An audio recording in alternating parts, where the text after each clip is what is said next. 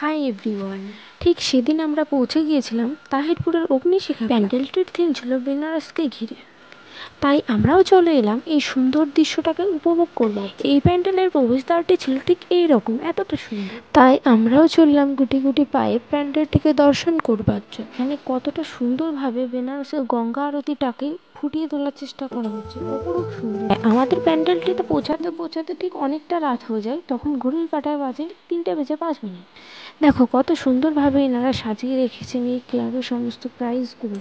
তখনও কিন্তু প্যান্ডেলটিতে আমাদের মতন অনেক দর্শনার্থীই ছিল। চলে এলাম আমরা ভিতরে মাকে দর্শন করতে। এখানটায় কিছুটা সিঁড়ি দিয়ে নিচে নেমে তারপরে মাকে দর্শন করতে হবে। দেখো এখানে মায়ের প্রতিমাটা ঠিক কতটা সুন্দর হয়েছে। মাকে কিন্তু খুব মিষ্টি লাগছিল এখানটাতে দেখে। তারপরে দেখো ওখান থেকে আমরা বেরিয়ে চলে এসেছি বাইরের দিকটাতে, যেখানে গঙ্গার চারপাশ জুড়ে ছিল বিভিন্ন ঘাট, আর ঘাটের পাশে ছিল সেই গঙ্গা আরতি, পবিত্র সেই স্থান।